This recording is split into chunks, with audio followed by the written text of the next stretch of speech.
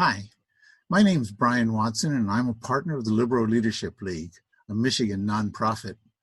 I've studied persuasion through language for most of my life, and political language, framing, since the early 2000s.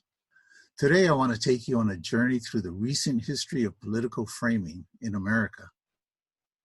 Have you ever wondered how we got here? More importantly, have you wondered, now that we're here, how do we change things?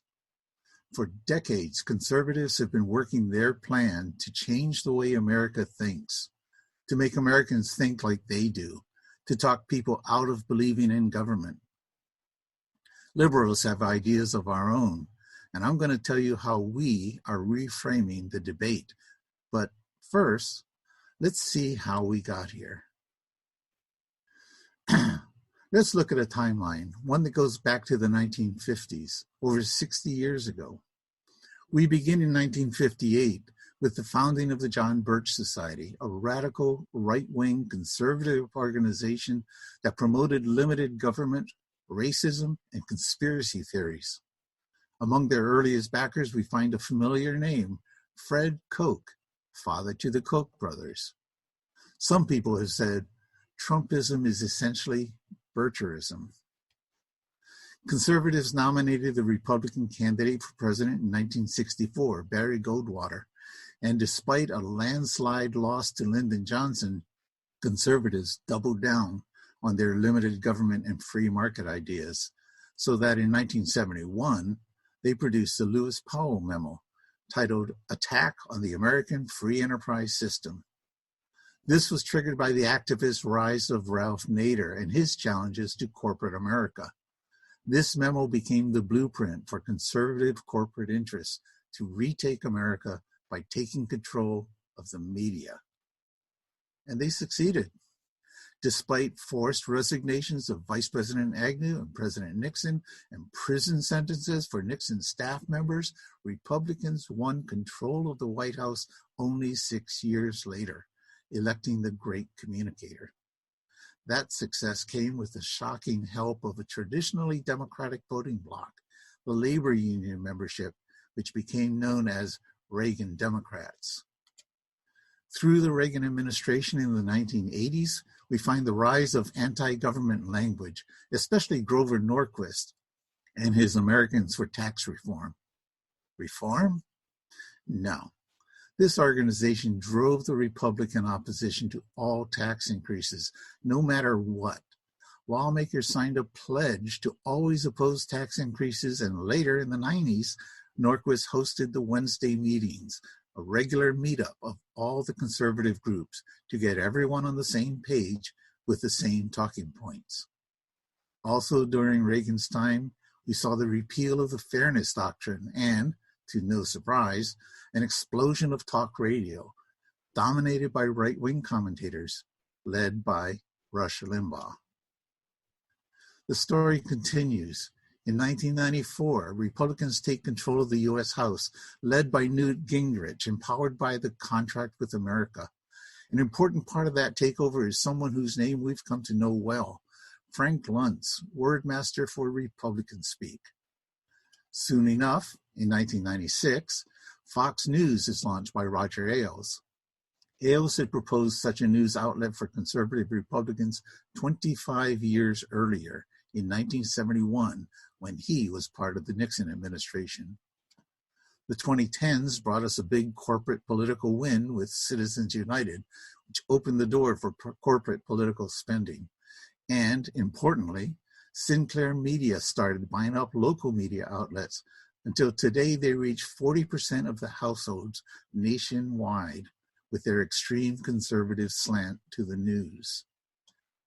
And that takes us to the incident. 2016 and the election of Donald Trump, media star. It took 60 years of dedicated planning and effort, but strong right-wing conservative fanatics have taken over the Republican Party, and the proof is Donald Trump. How do they do it? How do conservatives make their ideas dominate the Republicans and influence the public? It isn't that remarkable. They have a recipe. First, the conservative thought leaders set the frames. limited government and promotion of the free market, concentrating on business interests, their own private interests. Second, they distribute these frames through a network of think tanks and their partnership with the chambers of commerce. The think tanks give them intellectual cover for their radical ideas, something that the Powell memo called for. Finally, the frames become the established norm through wide exposure via their conservative media network, normalizing radical conservative ideas like supply-side economics or Reaganomics, for example. This is a top-down approach. The ideas emanate from the top, a small cadre of conservative thinkers and leaders who form a single source of truth. They feed those ideas down through the conservative pyramid until they have indoctrinated the base, using the framing strategies and communication network that they had built over 60 years. It seems simple and unbeatable. But there's good news. We are part of a new liberal movement, what Reverend William Barber called the Third Reconstruction. Our liberal movement is based on our liberal values: empathy, caring for others, protection, ensuring that others are safe, empowerment, giving everyone a voice, common good, serving the needs of society. And our liberal movement has its own recent history. We can start in 2011 with the Occupy movement.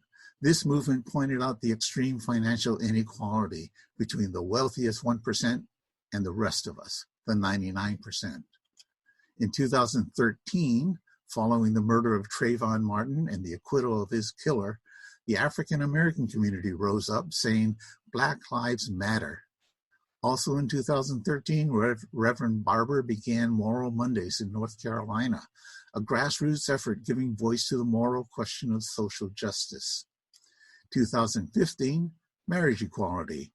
Marriage centered on love became the law of the land.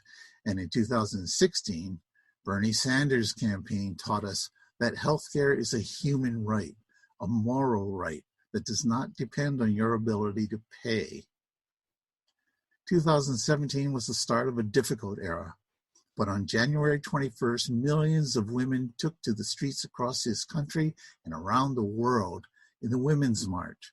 This was followed soon after by women publicly standing loud and strong against sexual harassment, assault, and violence, and hearing thousands of other women say, "Me too." We had tragedy in 2018 with yet another school massacre, this time in Parkland, Florida. But this time, the students stood up and called BS to thoughts and prayers without action. They organized a massive March for Our Lives in Washington, D.C. and around the country to stop gun violence and demand gun safety. 2018 began tragically, but it ended in a blue wave triumph as Democrats flipped the U.S. House, returning Nancy Pelosi to lead the most diverse U.S. House in history, diverse by race, by ethnicity, by gender, by religion, and by age. The U.S. House looks like America. This is our liberal movement, a movement that is based on the values we share: empathy, protection, empowerment, the common good, and a broad coalition of people and groups who hold these liberal values. Out of these values and this diversity of peoples emerge the frames that express our liberal beliefs. The source of our liberal truth is our liberal values and our diversity, a genuinely grassroots approach that builds from the ground up, and one that evolves, that changes over time as our world changes, our knowledge changes, and our experience changes. This is a movement that does not fear change. We embrace it.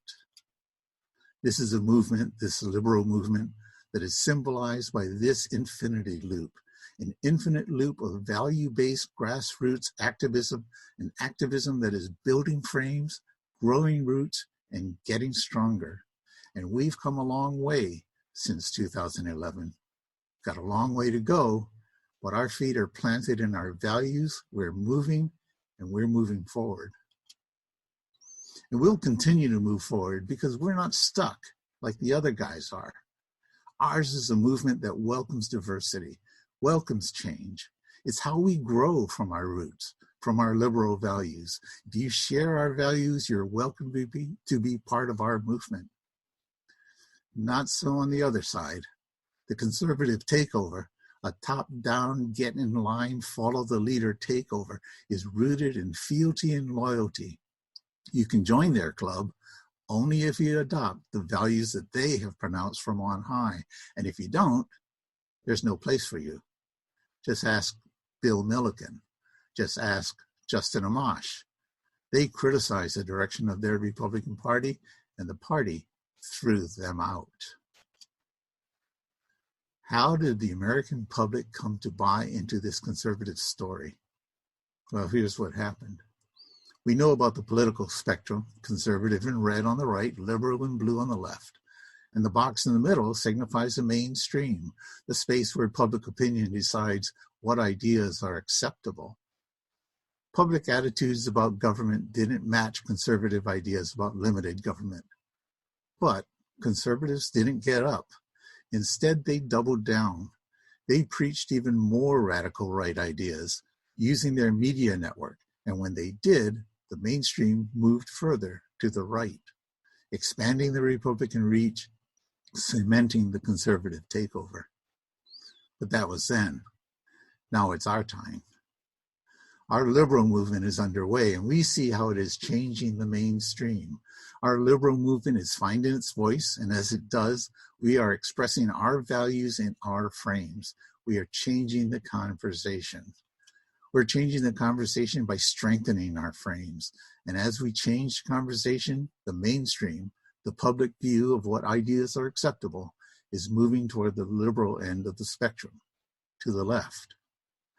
This is the significance of our liberal movement. This is the significance of political framing. So, what's framing? Let's do an exercise. Don't think of an elephant. Well, of course, you're now thinking of an elephant, right? George Lakoff's 2006 book, Don't Think of an Elephant, taught us that frames are ideas burned into your brain. They're images and thoughts that are triggered when you hear certain words. Republicans knew this and exploited this long ago. Liberals are doing this now. Framing is a verb. It means controlling how others receive and understand your message. It means using words that trigger frames so that your audience hears what you want them to hear. Framing introduces ideas so that our messages stick. At the Liberal Leadership League, we've created a simple method to do this. Our method is called the LEAF method, which stands for the 4 steps to creating impactful and effective messages. L, listen and be aware. Get your radar on. Pay attention to what you're hearing. If they're talking from their worldview, change the conversation to lead from your liberal worldview. Elizabeth Warren and Bernie Sanders both do this, and they do it well. They'll respond by saying, that's a Republican talking point. Then they'll restate the question and provide a liberal answer.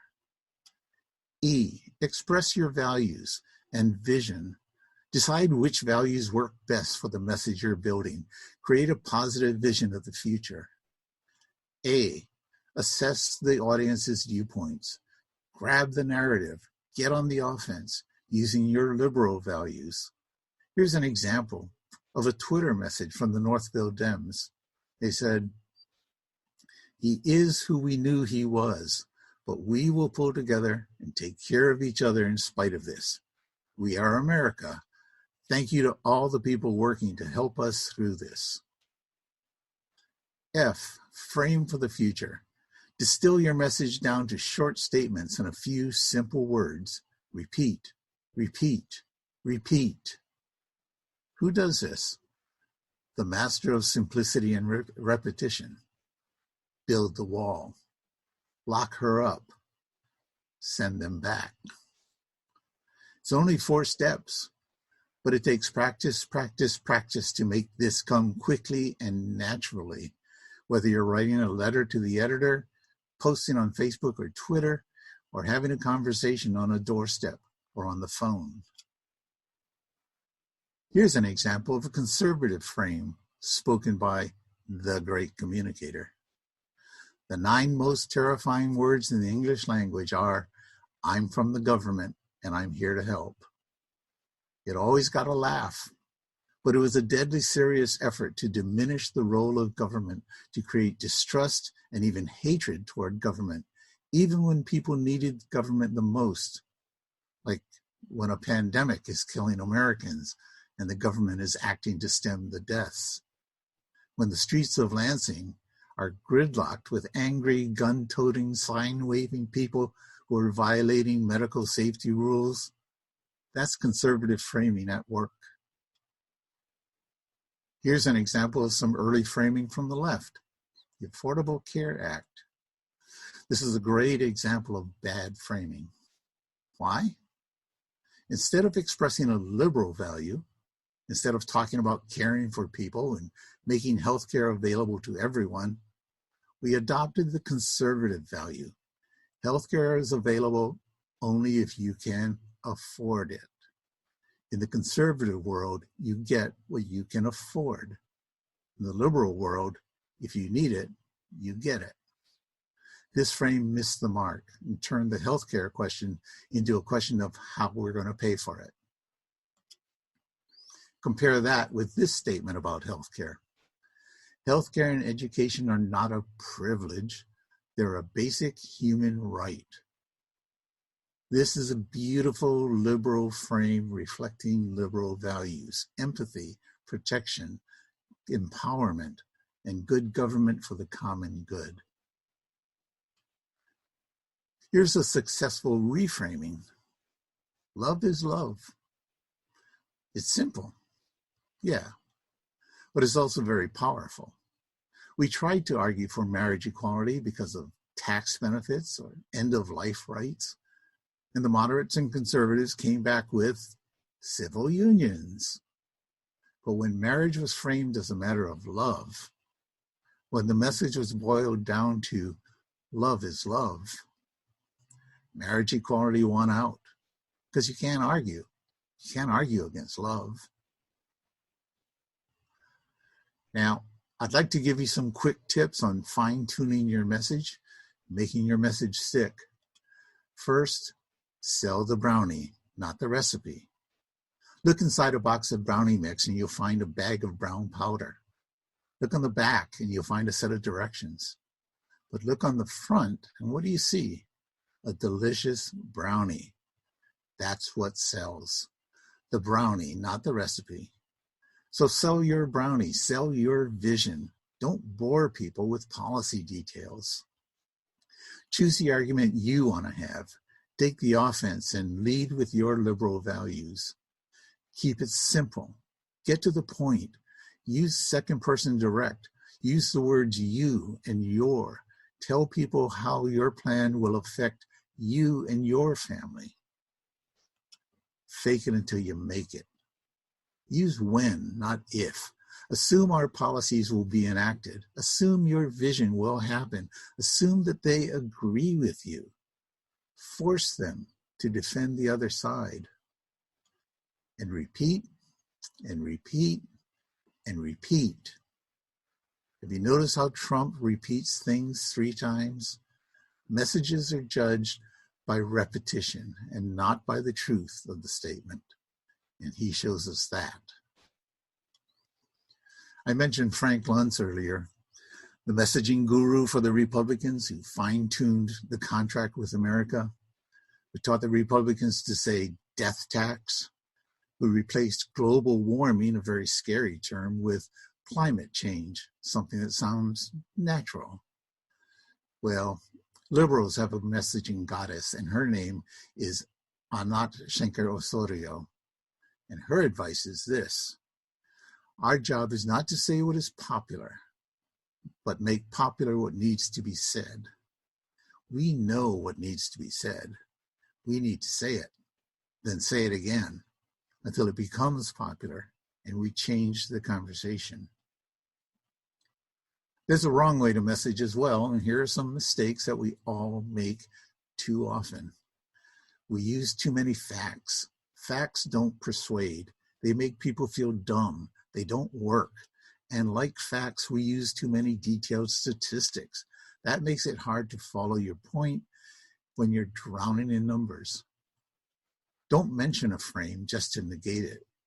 Negating the frame reinforces the frame. When Richard Nixon said, "I am not a crook," most people just heard crook. Also avoid conservative speak. We saw this with the Affordable Care Act. We've seen this with right to work for less. This enforces their frame. Use a liberal frame to express liberal values and to get a liberal message across. And stop concentrating on what you're against. People have enough problems of their own. They don't want to hear what's wrong. Tell them what you stand for.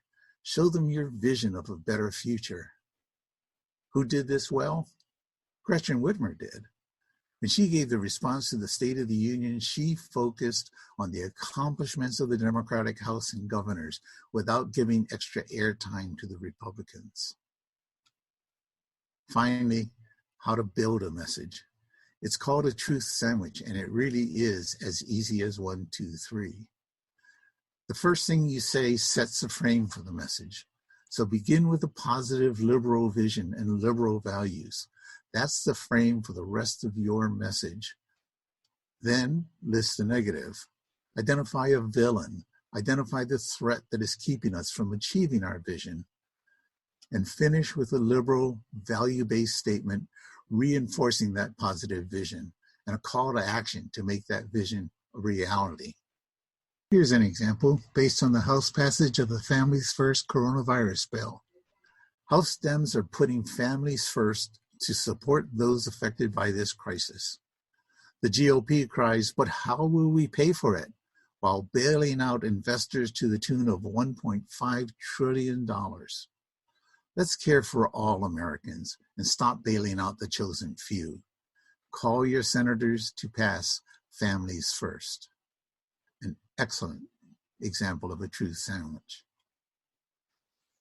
That's a very short overview of what we're doing at the Liberal Leadership League. We're training liberals and progressives on all of these framing and messaging skills and more. We start with a basic framing series, a 3-hour workshop that we call Basic Framing 101, followed by a 1-hour online practicum, Basic Framing 102. Then students can join the online Joy of Framing community of practice, where we practice framing every week with a new case study. For candidates and campaigns who want to develop or refine their messaging and frames, we offer the Art of Framing Labs. And finally, we're growing framing masters, people who are highly skilled in framing and messaging from liberal values and toward liberal visions. In closing, let me introduce you to my partners in the Liberal Leadership League. Michelle Pallas is a change management specialist and a social change consultant. She's also a campaign strategist and activist organizer, co-founder of SWIM and an early organizer for Indivisible 11th District in Michigan. Michelle leads our Basic Framing 101 training. Lisa Dorado is an active political agent and a longtime Democrat. Lisa has developed real expertise in framing and value-based messaging. She leads our Basic Framing 102 courses. I want to thank both Michelle and Lisa for their help with this presentation. I also want to acknowledge and thank the very talented Kinsey Monte for our presentation graphics and the wonderful Heather Bodie of Heather Bodie Design for her branding expertise. We're looking forward to having you join us in Basic Framing. We've got a lot of workshops available. You can visit our website at liberalleadershipleague.org for upcoming course offerings or our Facebook page at Liberal Leadership League. You can also reach us by email at info@liberalleadershipleague.org. Thank you for having me here tonight. Thank you for all the hard work that you are doing to move us closer to our liberal vision. Thanks.